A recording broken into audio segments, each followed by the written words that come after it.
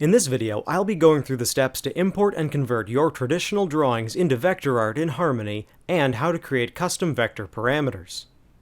To begin, simply go to the drop-down menu, File, Import from Scanner. Up at the top, you can see the desktop scanner I'm using.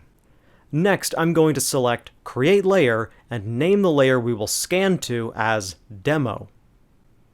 In the import options, I'm going to use Convert to Toon Boom Vector Drawing.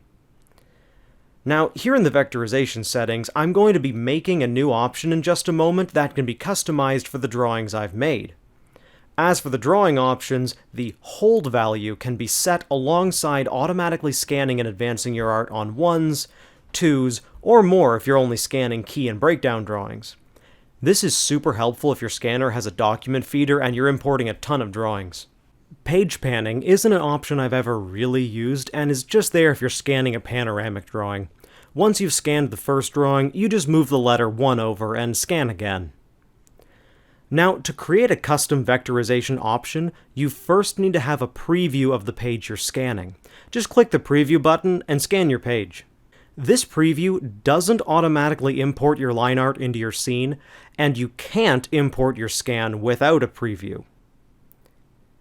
I just have a regular flatbed scanner that takes 8.5 by 11 inch pages and scans at a standard 300 dpi. I found my best results on this scanner importing my line art in grayscale. That tends to keep my pencil lines smoother and retains their organic shapes compared to scanning in as black and white.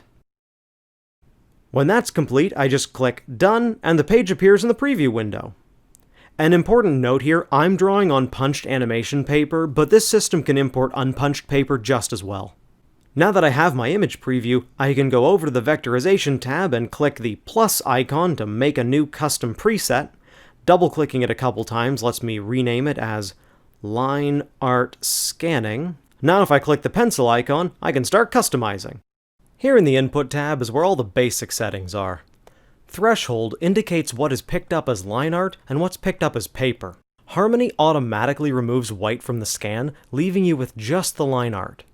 A value of 0% is white and 100% is black. The higher the number, the darker the line must be in order to be detected. As an example, if you're drawing with pencil lines like this, then the number needs to be a bit higher than if you're scanning an illustration cleaned up in ink like this. As for the number of passes, these each have their own benefit. If you're just importing black line art like this, then 1 pass is just fine. If, however, you want to try and import some line art with cell shading drawn on, or you want invisible lines for coloring, 2 passes is ideal. 2 passes lets you set the threshold for your line art and color art separately.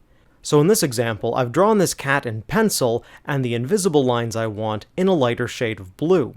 By setting the line art threshold to a much higher value, like 30, and my color art to a much lower value, like 3, Harmony will put my blue lines as invisible vector lines on the color art layer, and leave only the darker pencil lines as line art. Now, the Expand Bitmap option is pretty self-explanatory, it just makes the lines thicker. But the Jag filter is a bit less conventionally named.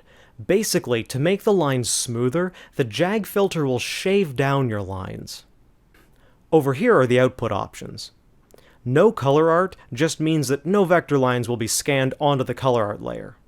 No texture is a very useful setting.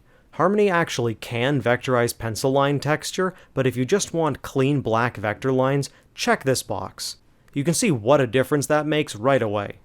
Generate Matte in Underlay layer can be useful since it creates a base gray color on the underlay layer just in case a space doesn't get completely colored. This makes things way less noticeable against a painted background should a gap in coloring happen by accident. Color as texture is an option I don't really understand and have never used. Now over here is possibly one of the most useful features Harmony has to offer for scanning, the Optical Registration feature. This setting automatically detects the punched peg holes from your animation paper if you're using punched paper like I am, and will automatically align all the drawings as cleanly as possible. This is ideal for anyone using a document feeder scanner, or if you have a flatbed scanner and you don't want to tape a peg bar inside of it. This feature, as powerful as it is, can be a bit temperamental. The punched holes must be cleanly visible or the whole process will just give an error message. To get the holes in my paper to show up as clearly as I can, I just taped a piece of black construction paper to the lid of my flatbed scanner. As well, the DPI of your scanner and the number you enter in Harmony must be the same. Most scanners default to 300 DPI. The peg side just indicates the orientation of the page. I animate with bottom pegs, but Harmony has options for top, and also left and right for some reason. The strictness is how precisely the pegs are detected. If you're using a flatbed scanner and some gently handled, clean drawings that have very consistent holes punched, then you can use the strict setting for a really mechanically precise registration. If your peg holes have a bit of variation to them or might be punched a bit less evenly, loose will align your pages just fine. And the field chart option is just to indicate the size of paper you're using, 12 or 16 field if you're actually using real animation paper. Again, I'm just using 8.5 by 11 paper, so I leave it at 12 and then just resize my art as needed in scene. Down here are the post-processing options, and they all work just fine for me at their default settings. Remove holes removes small gaps or holes in the line art that might make painting difficult. Remove dirt just digitally ignores any potential dirt, dust specks, or small marks on the page that might otherwise make the scan a bit less clean. Remove hair works exactly as advertised. It removes hair-thin marks or strokes that have no line art. And the number of passes is just the number of times the image is checked for these marks. On to the miscellaneous features.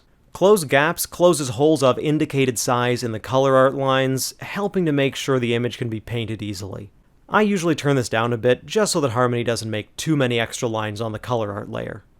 Smooth passes for line art before breaking triangles is the very wordy option for the number of times the smoothing operation runs before creating the triangles that break lines in the drawing when two lines intersect. If unnecessary triangles are being made in the drawing, you can just increase this value. Smooth passes for line art is the number of times the smoothing operation is performed after the triangles have been created, and this smooths out the line art even more. And finally, the preview setting. This just shows the strokes that Harmony will make. The default colors are green for the line art and cyan for the color art. If you're vectorizing a lot of drawings with invisible lines for the color art, this can be a useful setting to just give you an idea of how well the operation is being performed. And with all that done, you're ready to start scanning. Because every printer works a bit differently, it's a good idea to do some experimenting to see what works best for your particular scanner. For even more documentation on making custom vectorization parameters, you can check out the Harmony help forums, link in the description below. Thank you for watching, and I hope you found this tutorial helpful.